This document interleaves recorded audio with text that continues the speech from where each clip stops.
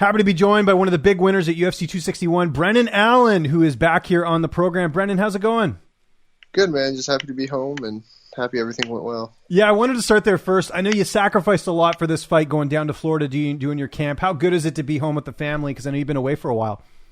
Yeah, it's good. I haven't seen this one too much this year. Probably maybe 3 weeks and 5 months, basically. So I'm just happy to be home with her and see her and hold her and just do everything with her. She's getting so big. And I appreciate the multitasking here, babysitting and doing the interview here, man. But congratulations on the win. What a performance that was over Carl Roberson. Could that fight have gone any better? You don't get paid by the hour. No, I was happy with that. I thought we were going to go into the second, but he tapped and just super grateful, super blessed that it went my way. I like Carl as a person. He was a super good dude, super cool, had a lot of respect for him. So happy to get a win over a guy like that, of course. I imagine you kind of figured the fight was going to go that way. We know Carl's been submitted before. That's your bread and butter is submissions. Is that sort of how you figured the fight would play out? Maybe not that early, but did you figure it was going to end by submission? I kind of figured I'd finish him by a submission. I figured it'd be like a rear naked choke or like a crank or something like that.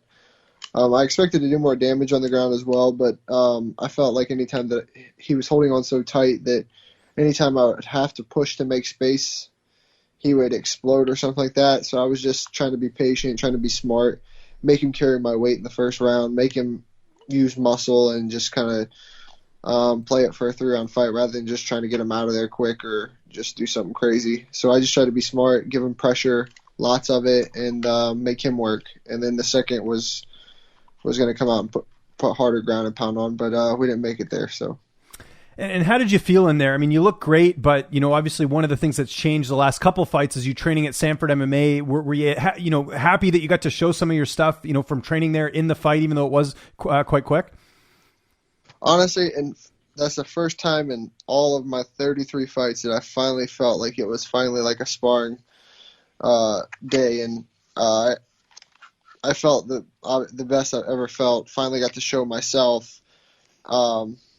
No one's ever got to see myself, and I finally got to show a little bit of it, so I was super happy with that. I felt it in the back. Something felt different in myself, and then it was time to walk out, and you feel the vibe from the crowd and the energy, and it was just everything within the whole lead-up was just perfect. I couldn't have gone any better from training. I see you, Nini. Couldn't have gone any better from training at Sanford to Phil DeRuse to dieting with my guy Jay to the refuel from him as well. Like the preparation was great, and it couldn't have been better. And it must have been cool to be a part of that card. I mean, that's got to go down as one of the craziest cards in UFC history with everything that happened from the injuries to the finishes. Like, it must have been cool to be a part of that. Yeah, it was pretty cool. They told me afterwards that I was the 10th person in history of UFC to finish with a straight ankle.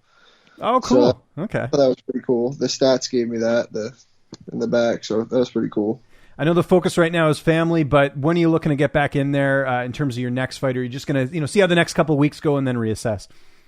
I got a 30-day suspension for the little tiny cut that I got, but I want it sometime in July. I want it on the Dustin card, because he's a good friend of mine, both Louisiana boys, and it's a crowd too. But I don't know. I hope I get on there still, but just anytime in July. I just want the winner of Jocko and Strickland, so I don't really care when that'll be. If I can get them, if not, then just sometime in July. I'll be ready to go in July anytime. Okay. I know that's what you want. Do you feel like you would get a rematch against Strickland if he does beat Jocko just because that fight happened not that long ago? I hope so, but I've got the worst luck ever, so I doubt that I would, but I hope so because, that's... I know you want to get that one back. It wasn't a good performance. I know you've admitted that. It's not me saying that, but yeah, you feel like that's one you want to get back. Yeah. Plus, he's just stuff that he said. Like I want to break his jaw so bad. Like I just don't like him. Okay. After hearing what he had to say after and stuff like that, I didn't like it. So yeah, I want to fight him real bad. And I imagine fighting Ian Heinisch probably not happening anytime soon either because he's coming off the loss, and also he now trains with you guys, right? Or I know he did some training over there. Yeah, apparently I heard he's gonna move there full time, but I don't know. Yeah, so that won't happen because he's at my gym. So yeah, that one won't happen. But yeah, I'll be ready for if like Omari or Brad Tavares pulls. I think that's on the July 10th card, so I'll try to be ready for that one. It's just hard for me to get like a super short notice fight, like a week out or something like that. Oh, big time. Already training just because I walk around like 210, 215. So unless I was like this last one where I'm in Sanford for the whole year, basically, then it's easy. But yeah, it's just very unlikely. Would you ever take a fight at 205 just to keep active if it was short notice? Is that something that's ever crossed your mind? Yeah, I probably would. I mean, I feel like skill-wise I'm fine, strength-wise I'm fine, but trying to carry a true 205er for 3 rounds may be a little difficult.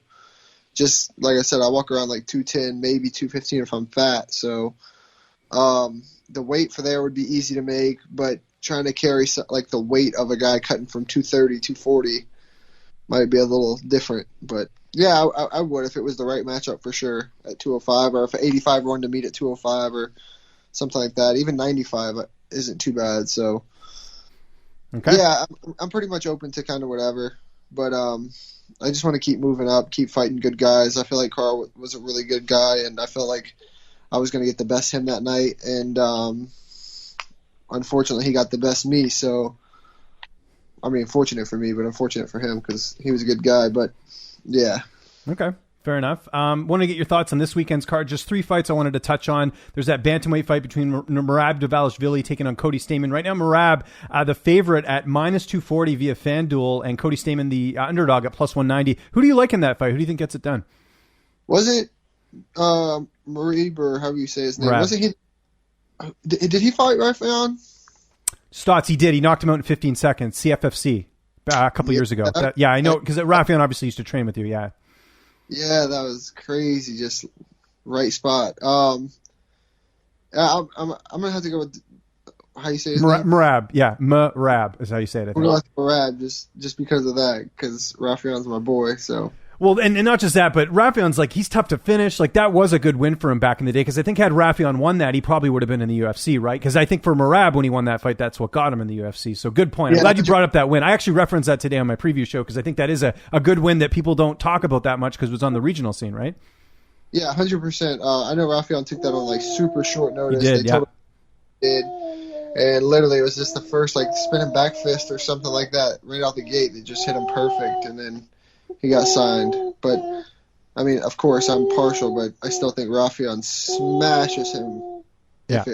Obviously, that one shot doesn't land in the first, 10, 15 seconds. But, like, hey, we all know it's the fight game. It happens. Yeah, I think your daughter agrees with that there. Co-main event, we've got Giga Chikadze taking on Cub Swanson. Chikadze, the favorite on FanDuel at -194. Swanson +156. It's the prospect versus the veteran. Which way are you going on this one?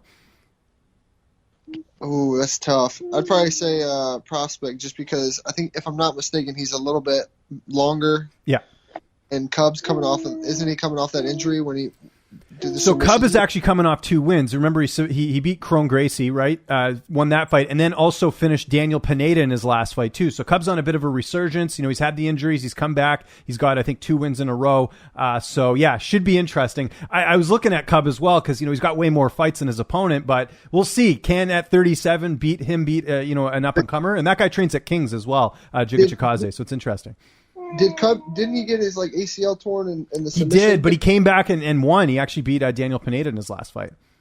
Oh, that was before that. Oh, then he looked great in Pineda in there. So, yeah, I'm going with Cub. Yeah, okay, so there you go. Underdog pick there for Brendan Allen. And, of course, the main event, really interesting fight. Jiri Prochazka going to be taking on Dominick Reyes. Jiri Prochazka, the favorite right now, -132. Dominick Reyes, +108. If you need a little refresher, Prochazka's the guy that knocked out Volkan Ozdemir in his last fight. He came over from Ryzen. Reyes, of course, we know, fought John Jones, lost, and then got knocked out by Jan Blachowicz. Who do you like in that fight? Do you like the favorite, Jiri, or do you like the underdog, Dominick Reyes? I just don't think I like Reyes. I know him personally. Like, we've talked a couple of times, but he hasn't looked good. He didn't look the same in his last 1 or 2 fights. He hasn't looked the same to me. So, based off of just fighting alone in their last tapes, I would have to say Jiri. Okay, makes sense. But I am pulling for Dominic, just to be clear, though. 100%. Yeah, he's a cool dude. I get where you're going on that one. I respect that. Okay, 2 more quick questions, and I'll let you get back to being a dad. Who did your suit? Because I love that. That looked awesome leading into the fight. You got the nice threads and everything. Was that like a custom-made suit? How did you get that made? Man, it happened super fast, but it was custom by Mark Russell in Florida. Okay. He did that. We did it super quick. My boy Tuco lined me up with Mark, and he was great. We went to his shop, was looking at different fabrics and stuff, and normally it takes like 6 to 8 weeks to get a custom suit made.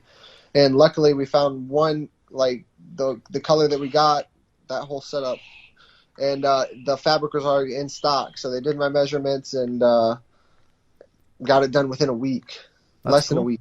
And then had the pants. Yeah, she's a fan. She's a fan. What can I say? I was a fan too. I was like, man, I need to figure out who that is. I need to get a suit made by that guy. It looked great. So that's good. And then obviously, rest of the week, what's the plan? Just spending time with family? You going to do any training? Or are you going to take time off? What's the plan for the rest of the week? For this week, I'm just resting. I'm just going to spend time with her, let this cut heal. I get stitches out on Thursday. And, yeah, I'm just going to spend time with this one. Went and bought her a new big girl bed, and just trying to spend time with her. And then next week I'll get back into running and lifting and everything like that. But I've been gone for a little bit, so I need to do some stuff around the house that, my wife can't do. And luckily my dad usually helps out around the outside and stuff. But, yeah, there's just little things around the house I need to get done, and spending time with this little chunky. And, yeah, just trying to be a dad more important than fighting right now. Plus, hey, I got 30 days suspension, so I got some time. Love it. Brendan, thanks so much for doing this, man. Again, congratulations on the victory. Anyone you want to thank, any sponsors, any social media you want to plug, I'll give you the last word. Yeah, man, thanks for the time as well. Thanks to everyone that helped me, for the camp. There's so many people that helped in my gym at Sanford MMA, my coaches, Henry Hoof, Greg Jones, Jason Strout, Kami, all my teammates, my brother Tuco, they took me in and let me stay with them. It was great. Mark Russell, DTL Injury Law, K-Ray Construction, all my friends and family that came out to the fight to watch, and just everyone that tuned in. It was great, man. There was a lot of help, and I'm gonna miss a lot of people, but just thank you to everyone.